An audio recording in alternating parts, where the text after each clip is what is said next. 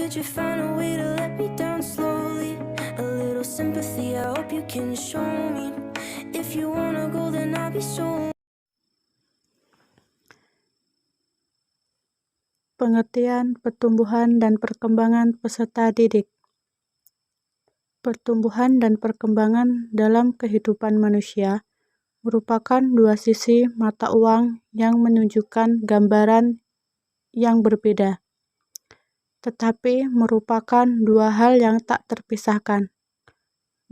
Bahkan kadang dikacaukan pengertiannya secara umum. Pertumbuhan dan perkembangan dapat diartikan sebagai perubahan yang bersifat progresif dan terus-menerus. Untuk mempermudah pemahaman terhadap dua istilah tersebut, perlu disepakati dahulu apa yang dimaksud dengan pertumbuhan dan apa pengertian perkembangan, serta hubungan dari keduanya.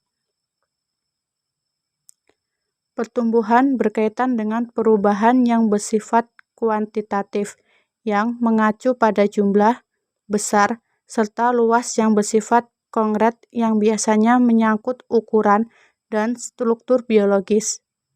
Pertumbuhan merupakan perubahan secara fisiologis sebagai hasil dari proses kematangan fungsi-fungsi fisik yang berlangsung secara normal dalam perjalanan waktu tertentu. Hasil pertumbuhan berupa berhambatannya ukuran kuantitatif dari fisik anak seperti tinggi dan berat badan, kekuatan, atau proporsi, sehingga secara ringkas pertumbuhan adalah proses perubahan dan kematangan fisik yang menyangkut perubahan ukuran atau perbandingan. Perkembangan adalah proses perubahan kualitatif yang mengacu pada kualitas, fungsi, organ-organ jasmaniah dan bukan pada organ jasmani tersebut, sehingga penekanan arti perkembangan terletak pada penyempurnaan fungsi psikologis yang terinvestasi pada kemampuan organ psikologis. Proses perkembangan akan berlangsung sepanjang kehidupan manusia, sedangkan proses pertumbuhan seringkali akan berhenti jika seseorang telah mencapai kematangan fisik. Faktor-faktor yang mempengaruhi perkembangan peserta didik. Faktor internal. 1. Gen dan sifat bawaan. Kemampuan bawaan yang didapat dari orang tua memiliki pengaruh kepada perkembangan individu secara fisik, kognitif, serta emosional. Riwayat kekeluargaan dengan penyakit atau gangguan tertentu dapat turun pada individu, sehingga individu kemungkinan besar memiliki penyakit atau gangguan yang sama. 2. Kecerdasan. Setiap individu pasti memiliki kecerdasan yang berbeda.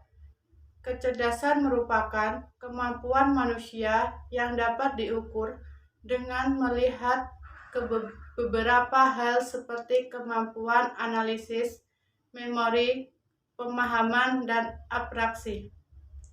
3. Bakat. Khusus individu terlahir dengan bakat tertentu, baik yang langsung dapat diketahui maupun yang masih terpendam.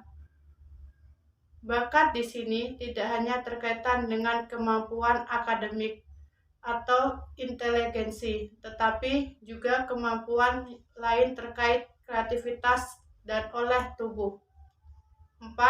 Kepribadian. Kepribadian adalah organisasi yang dinamis antara aspek fisiologis, kognitif, secara efektif yang mempengaruhi perilaku individu dalam beradaptasi selama hidupnya. Setiap individu sudah memiliki kepribadian yang berasal dari faktor genetis. Seiring berjalannya waktu, mungkin akan ada penyesuaian kepribadian, tetapi tidak ada berubah secara drastis. Faktor eksternal. 1. Kesehatan. dan nutrisi. Kondisi fisik sangat mempengaruhi kemampuan peserta didik dalam melakukan proses belajar. 2. Peran kekeluargaan. Keluarga merupakan kelompok terkecil dan pertama yang memiliki individu. Sebagai sekolah pertama, penanaman dasar-dasar pengetahuan kepada individu sangat mempengaruhi proses perkembangan di masa selanjutnya. 3. Lingkungan sosial. Lingkungan di sini terkait dengan segala hal yang di sekitar individu, baik itu orang lain, kondisi lingkungan, fasilitas. Apa sih perkembangan peserta didik? Secara bahasa sendiri, perkembangan merupakan suatu tahapan baik fisik maupun psikis ke tahapan selanjutnya. Namun dalam istilah merupakan suatu tahapan yang berkesinambungan dan saling berhubungan. Lalu peserta didik merupakan makhluk yang tumbuh dan berkembang yang bersifat dinamis dan memiliki karakteristik tertentu yang mana hal ini adalah proses alami suatu individu. Nah, jadi perkembangan peserta didik memiliki arti suatu tahapan perubahan seorang peserta didik, baik fungsi-fungsi, pola pikir, moral, fisik maupun psikisnya menuju tahapan selanjutnya yang saling berkesinambungan. Mempelajari perkembangan peserta didik merupakan suatu keharusan bagi setiap pendidik.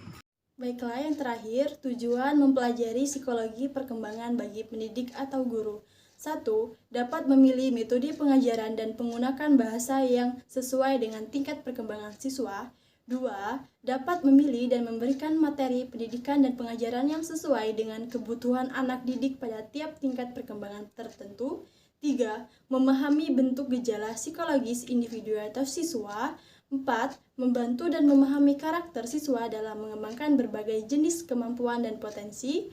5. Memahami bagaimana seharusnya pelaksanaan proses pembelajaran secara efektif. 6. Membantu siswa menyelesaikan program pembelajaran sampai tuntas.